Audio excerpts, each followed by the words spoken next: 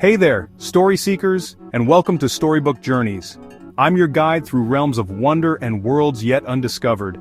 Pull up a cozy chair, brew your favorite drink, and prepare to wander through tales that will transport you far beyond the ordinary. Whether you're a first-time traveler or a seasoned explorer of our narrative landscapes, today's story awaits your imagination. So turn the page with me as we embark on another unforgettable adventure.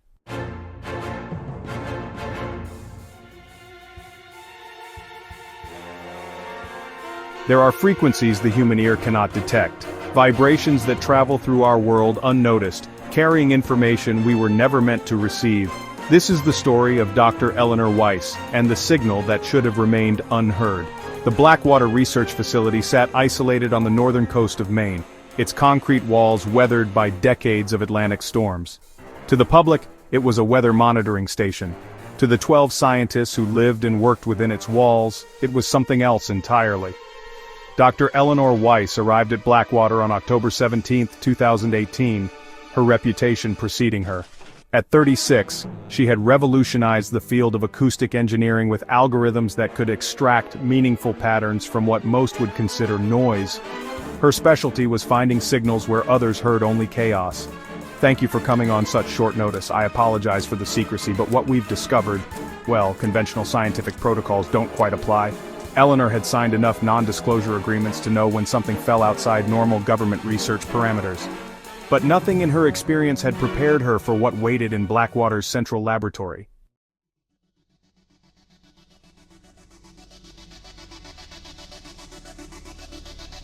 It's like trying to read a language where the alphabet keeps changing, but there's definitely information here.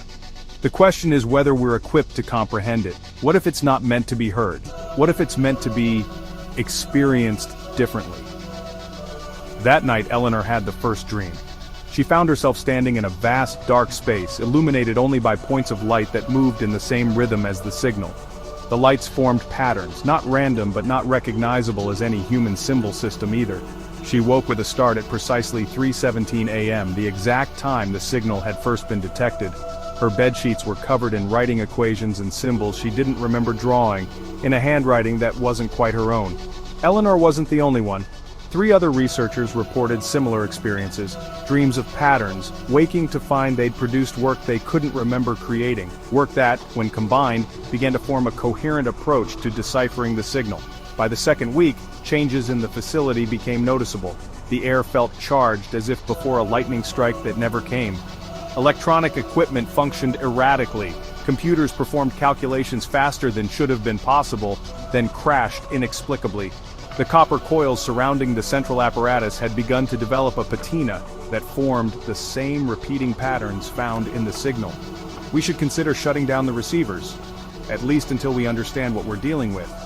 We finally made contact with something beyond our world, Takeda. We're not shutting anything down. Eleanor found herself drawn to the central chamber at odd hours, standing before the sphere as it hummed with energy that made her fillings vibrate and her vision blur at the edges.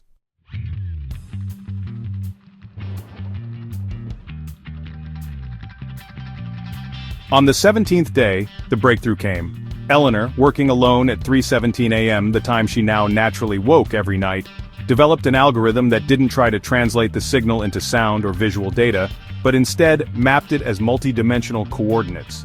What emerged was a structure, a blueprint of sorts, not of a physical object but of something more abstract, a framework that seemed to describe space itself, but with additional dimensions folded into it.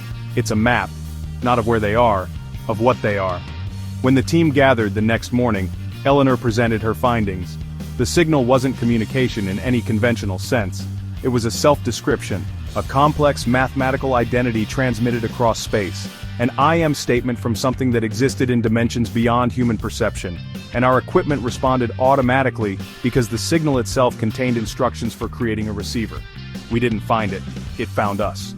This suggests an intelligence that perceives reality fundamentally differently than we do. Time, space, causality, these might be entirely different concepts to them.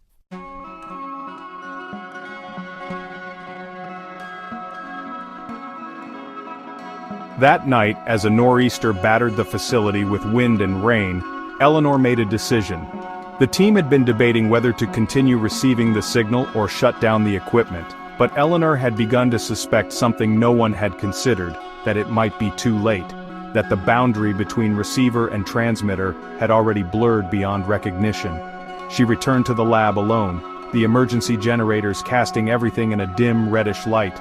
The central sphere was pulsing now, not with electricity but with something that resembled bioluminescence, though no biological component had been incorporated into its design. Eleanor approached the sphere, drawn by a compulsion she couldn't name. The multidimensional model she'd created was displayed on the main screen, rotating slowly. But something had changed. The model was evolving, adding complexity with each rotation, as if the thing it represented was growing. It's not just a signal, it's a seed. The truth crystallized in her mind with terrible clarity. The transmission wasn't simply information, it was a payload. A packet of instructions designed to create something in our reality. Something that required a specific type of receiver. Something that needed human minds as a substrate. Eleanor moved to the main control panel, intent on shutting down the entire system, only to find Reed already there, his back to her, hands moving across the controls with unnatural precision. "Dr. Reed, we need to terminate the connection immediately. The signal isn't just communicating with us, it's changing us. Changing the facility itself. Change is the purpose, Dr. Weiss. The signal is not the message. We are becoming the message."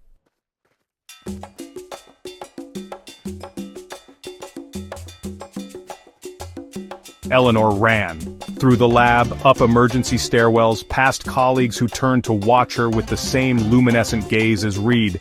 The facility had been compromised, not through any physical breach, but through the signal itself, reshaping those who had been exposed to it the longest. She reached the communications room on the top floor, finding it mercifully empty. The storm had knocked out standard communications, but the emergency system remained operational. Eleanor locked the door and began transmitting a warning to the outside world.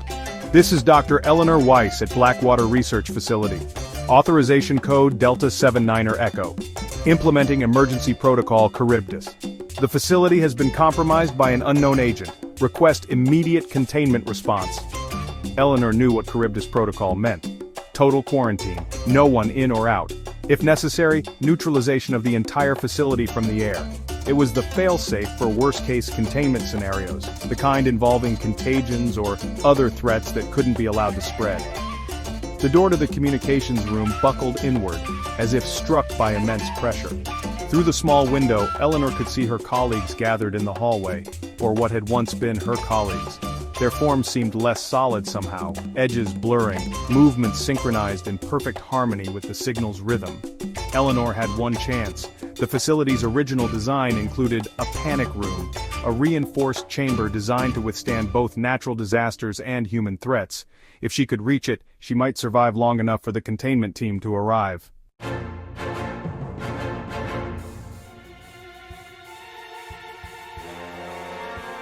The panic room door required both a key code and biometric confirmation. Eleanor's hands shook as she input the sequence and pressed her palm to the scanner.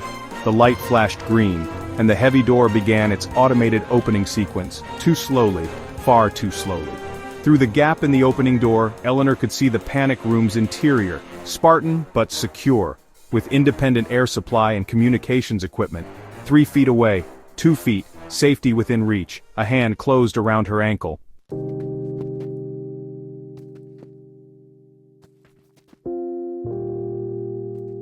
Eleanor looked down to see Reed's hand gripping her, except it wasn't a hand anymore, not entirely. It had become something between solid matter and light, fingers elongated and partially transparent, revealing these complex geometries within that matched the multidimensional model she had created. "You don't need to run, Eleanor. The change isn't destruction, it's transcendence. The signal is a bridge to a state of existence we never imagined possible." Eleanor kicked free and threw herself through the narrowly open door, slamming her hand on the interior emergency close button. The door reversed direction, beginning to close as Reed and the others converged on the opening.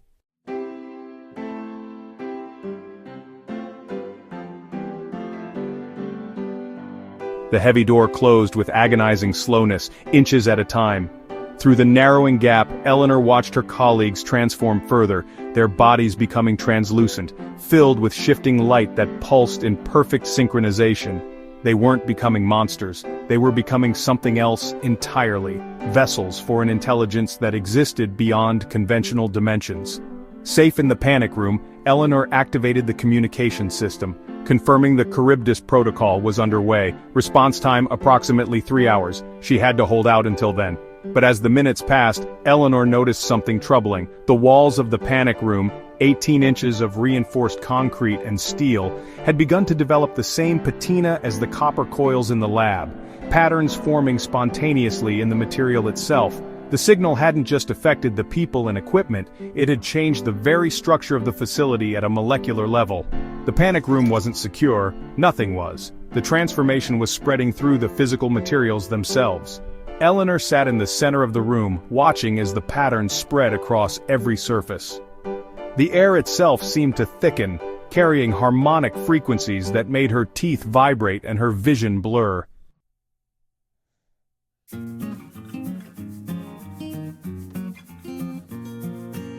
She took out her recorder, the same one she'd used for research notes since arriving, and began her final entry. "This will be my last report from Blackwater. The entity transmitted through the signal isn't hostile in any conventional sense. It doesn't seek to destroy but to convert, to transform our reality to accommodate its existence in our dimension. The signal is a template, a set of instructions for rewriting the fundamental properties of matter and consciousness. It doesn't just change what we are, it changes what we can perceive, new dimensions, new states of being." As Eleanor spoke, the walls around her continued their transformation. No longer solid, they had become something between matter and energy, a state that shouldn't have been possible according to known physics. Through them, she could now perceive the entire facility, every room simultaneously, as if space itself had become optional rather than mandatory. "I can see them now. Not as they were, but as they've become. Not human anymore. Not physical in any way we understand. They exist in dimensions perpendicular to our own. The containment team won't find anything to contain when they arrive. Blackwater is becoming a gateway, a point where our dimension and theirs intersect. I can feel my own perception shifting now, expanding to accommodate realities I never knew existed." In her final moments of human consciousness, Eleanor understood. The signal hadn't been sent by aliens or extra-dimensional beings in any traditional sense. It was from entities that existed in a state beyond our conception of existence. Beings for whom reality itself was a malleable medium rather than a fixed constant.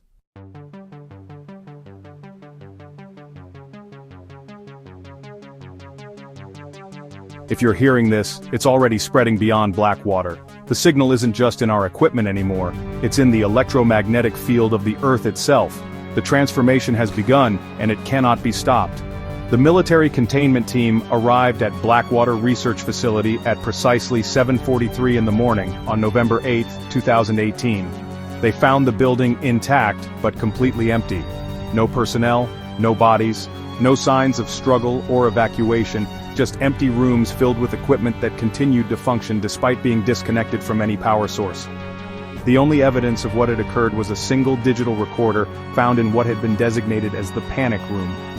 Most of its contents were corrupted, just static and strange harmonics that gave listeners headaches and unusual dreams. The facility was demolished, the area declared a restricted zone under the cover story of chemical contamination. The recording was classified at the highest level, accessible only to those with specific clearance. But something had already escaped Blackwater. Something that couldn't be contained by concrete walls or military cordons, something that traveled through communication networks, power grids, and the background radiation that permeates our world.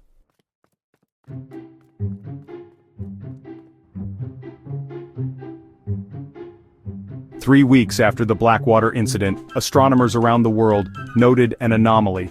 The empty region of space that had been the source of the signal was no longer empty.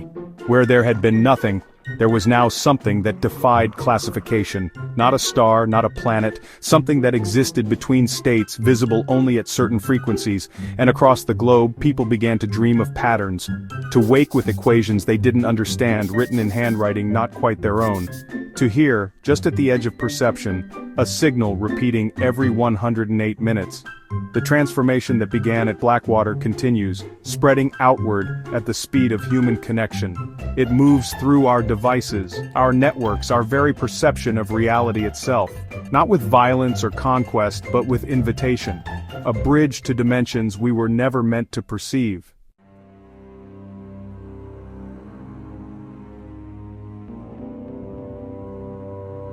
Listen carefully. Can you hear it now? That wasn't there before, was it? That subtle frequency just below the threshold of conscious perception. It's been with you since the beginning of this story, gradually adjusting your ability to perceive it. The forgotten frequency isn't forgotten anymore.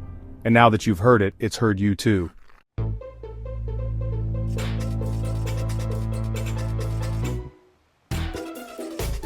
Until next time, remember that life's too short for boring content. If this video added a spark to your day, hit that subscribe button and join our growing curiosity club. Keep exploring, keep questioning, and I'll meet you right back here for another adventure. Stay legendary.